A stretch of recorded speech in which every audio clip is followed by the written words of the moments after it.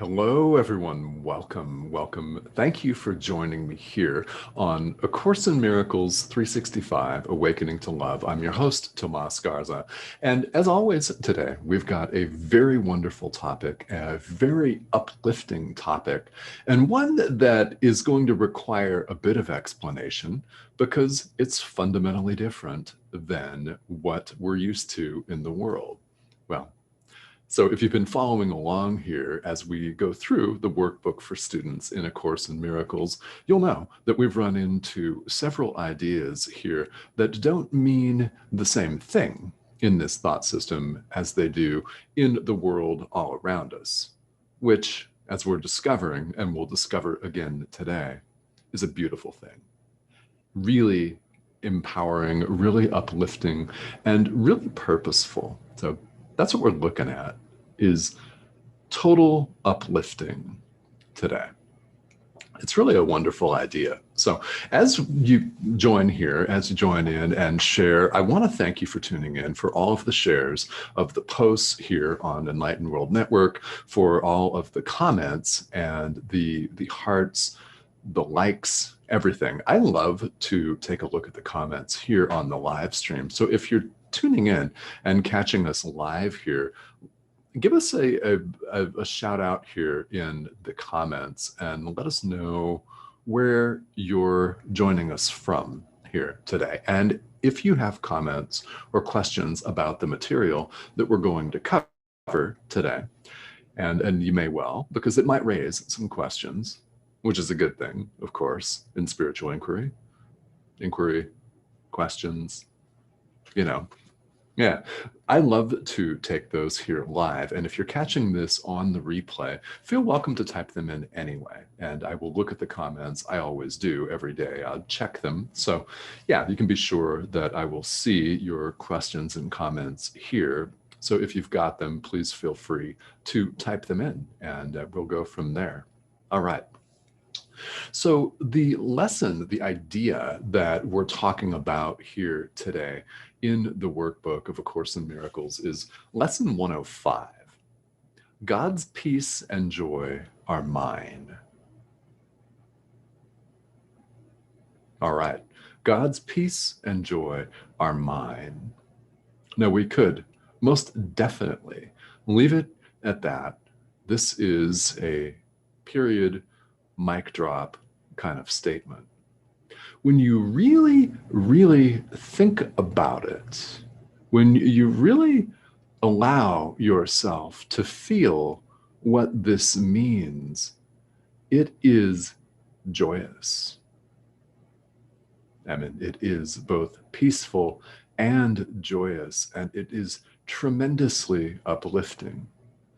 Also, it's true. It's true. God's peace and joy are mine. How is that true? Well, these are gifts that are given to all of us.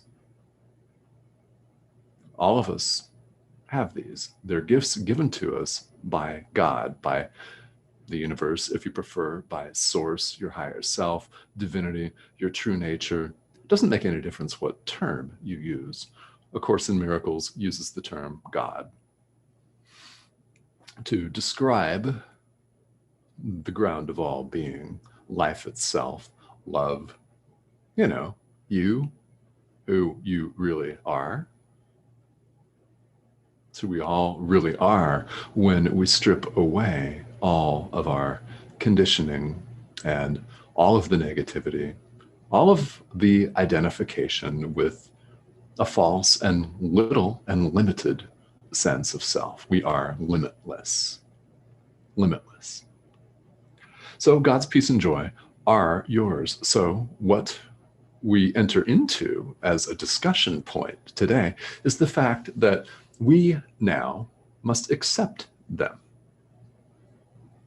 We must accept God's peace and joy. And you might say, well, of course I accept it. Well, in the world, we really don't actually accept that, because we have a different idea of what giving a gift is, and we have a different idea of what receiving is. So I think that we all would love to receive these gifts. And we already have received them. So we're going to spend the next few minutes talking about what I mean by that. We have already received these gifts. The concept of giving, the idea of giving and receiving in A Course in Miracles is fundamentally different than what we often conceive of in the world, which should come as no surprise. That's no big shocker, right? That this thought system that would upend the world's thought system. Well, that's the point. That's the point. So in the world, when we think of giving a gift, we think of a giver and a recipient who are separate. They are separate people. Let's use the example of someone who is standing on a street corner asking for money. You approach this person and give them $20, let's say, for example. So according to the way giving is thought of and experienced in the world, is that you're out $20, right? And the person to whom you gave $20 has profited at your expense. Now, you might not see it that way, and you might think, okay, that's a cynical way of looking at it. And yeah, it is. It actually is quite cynical to see it that way. Yet that is the way we see it in the world, cynically. For starters, we're starting with the premise that you and the person who received your $20 are separate. That's error number one right there, because we're not separate. But in the world, we perceive ourselves as separate. So you're out something, someone else profits at your expense. And does that sound harsh? Does that sound cynical? Yeah. That's what we do to ourselves in the world. And we're being extraordinarily harsh and unnecessarily cynical to ourselves when we see it this way. We really are. So what is the alternative? Well, A Course in Miracles presents the alternative. The way giving and receiving actually works is, in order to receive something, you must give it. In order to receive love, you must give love. In order to receive peace and joy and happiness, you must extend, give. Extend is give. Peace and joy and happiness. This is very different. In A Course in Miracles, in this thought system, you are not out anything. In fact, you gain by giving.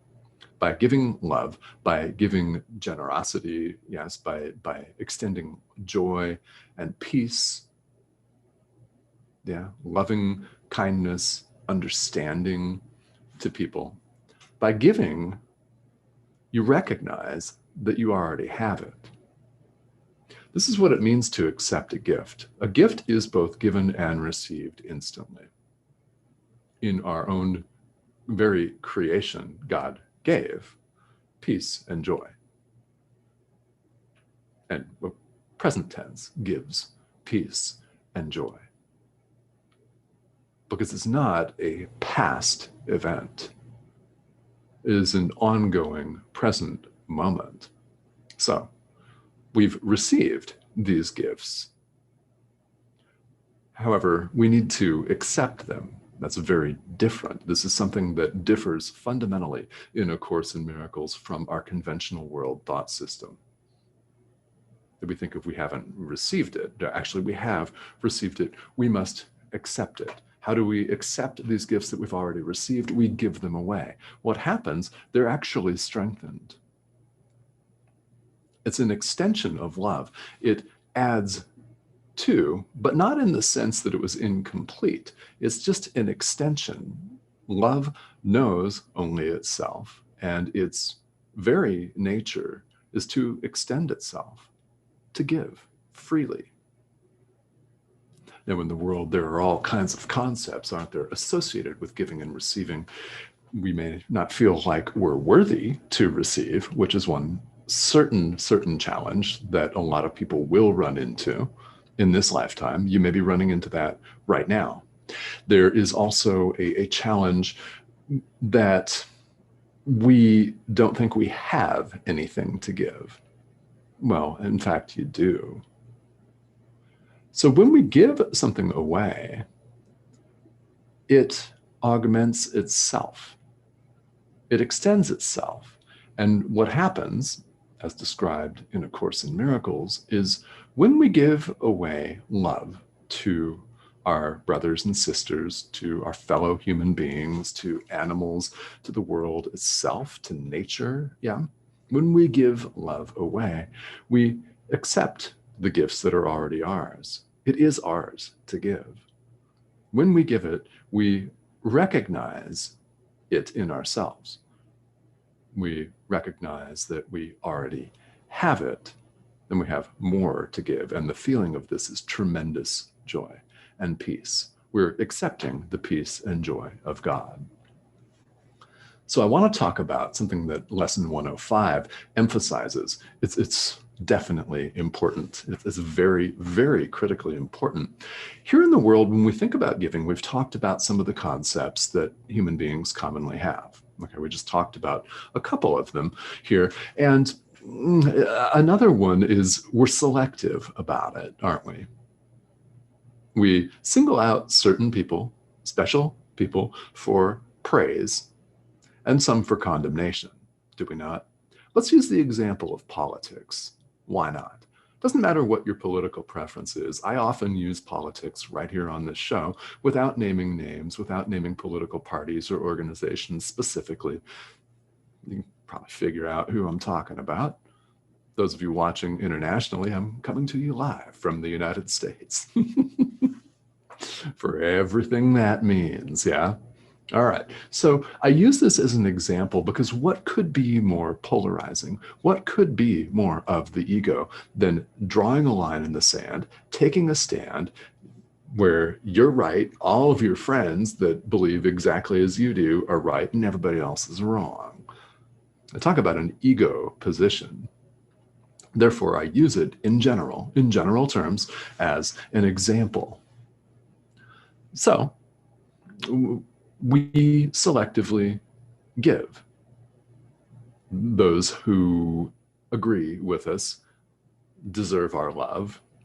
Those who don't deserve our special condemnation, our special disdain. So what's really going on is when we separate it out that way, we're cutting ourselves off from the experience of love.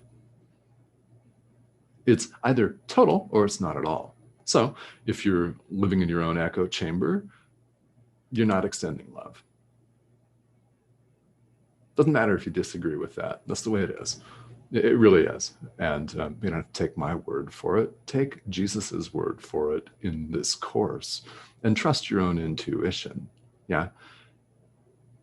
If you withhold love from certain people, you withhold it from yourself. It does not take rocket science to figure that out. And our own intuition tells us that. It makes sense, right? It does. It totally makes sense that if you only give love to certain groups of people, then it's really just the same as not giving it at all, because you're leaving people out. There is no separation of any kind. This is true and taught in all spirituality. There is no separation. So in withholding love, we're withholding love from ourselves. We're blocking our own experience of the truth, the beauty, the joy, and the peace of who we really are. God's peace and joy are yours. They are yours, but you must give them to everybody. Yes, everybody. Now, this does not mean that you have to call up people who are of the opposite political persuasion to you, using that again as an example. You don't have to call them up. You don't have to write them an email or a longhand letter. You don't have to do anything like that. The workbook gives you a very powerful, very poignant suggestion. All you have to do is hold an image of this person or these people in your mind, if it's a group, yeah. And in italics today, in the commentary that I highly, highly recommend that you take a look at and read, it's lesson 105. If you don't have the book, Google it. All the text, all of the, some really erudite commentaries and beautiful, beautiful explanations are all right there online. This course has a tremendous amount of helpful online resources. Here in italics, it reads, my brother, and you can insert the word sister if you want to. Doesn't matter. The course just uses the word brother for our fellow human beings. So, my brother, peace and joy I offer you, that I may have God's peace and joy as mine. So hold an image of someone that you may call your enemy, your opponent, so to speak. Can be a political figure. Yeah, hold an image of them in your mind and repeat the words that the workbook suggests you repeat. Yeah. My brother, peace and joy I offer you, that I may have God's peace and joy as mine. And offer this person or these people God's peace and joy. This is one way of thinking about what Jesus said in the Bible, if you were raised in that tradition of love thy enemy. Yeah. I mean, really, you don't have to condone anything or any behavior that these people do. In fact, you might think that they're despicable. However, you extend them the peace of God. What does that do? Well, it makes you feel differently, doesn't it? If you really commit to doing this, it feels uplifting. And I hope that you may feel uplifted and lighter, more purposeful in this lifetime. Doesn't mean you're condoning someone else's behavior. We've looked at this in this live stream when we've talked about forgiveness, which we will return to again and again. Forgiving somebody, extending them love, same, yeah, doesn't mean that you approve of everything that they do. And it doesn't mean that you cannot set some healthy boundaries up, saying, okay, you will not speak to me this way. For example, I mean, many of us have had to do that with ex-partners, right? With family members, yeah, in various contexts. Doesn't mean that you can't and shouldn't do that. What it does mean is that you extend love in here to everybody. Everybody. And lesson 105 has us specifically look at people we call our enemies. Another idea from this course that I find very resonant and completely uplifting is that you don't have any opponents. There's no separation of any kind. How then can one have an opponent? You don't. You don't. What's going on here is when you say these words, my brother, peace and joy I offer you, that I may have God's peace and joy as mine. When you say that and mean it, what you're doing is you're dropping the fight. You're dropping your own defensive posture against this person or group of people. And what rushes in is love. We're dropping the fight. Now, again, as we just mentioned, doesn't mean that you can't or shouldn't do what your heart tells you to do as far as conviction in the sense of, let's take it in the sense of politics. You might be an activist and really disagree with a certain group of people. That's okay. That's okay.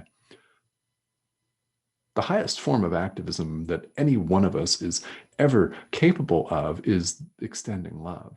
It's taking these ideas, these lessons to heart and extending love. It's accepting God's peace and joy as ours by giving it. And if you don't believe this will work, I encourage you to try it and see if it really does work.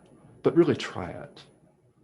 Yeah, just saying it once, well, I mean, that will give some benefit.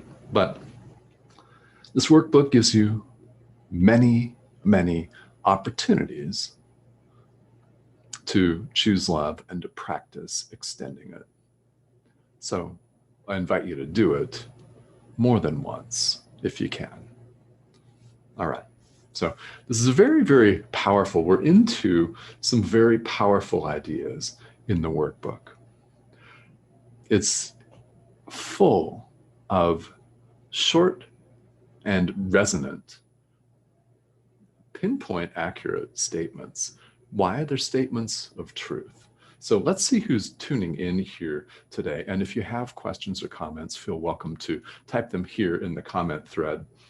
Those that I don't get to here on the live stream, I will get to later on today because I check them quite frequently. So definitely please feel free to type that in here. And let's see who's joining me. Hope, hi, how are you? Good evening. All right, Hope, thank you for tuning in here today.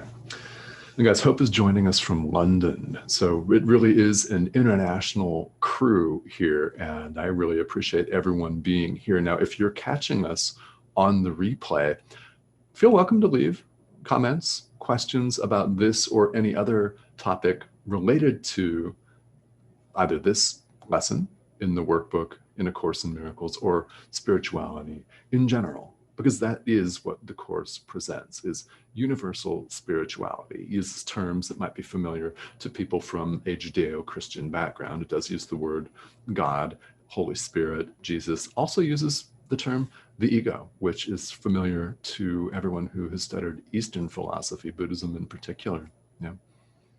Yeah, it's universal, and we're all having this experience right here where we have the opportunity to practice. We have the opportunity to choose love in the present moment right now, which is really the only moment that actually exists.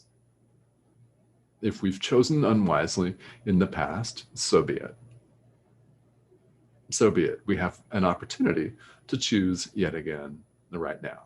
So please do that. Choose love as often as you can. And if you have particular questions about this thought system or spirituality in general, definitely let me know, because I'm here to help. I'm here to show up and teach and extend love myself based on my own experience. So if you have questions, I'm more than happy to be a resource here for you. And Julia, hello, how are you?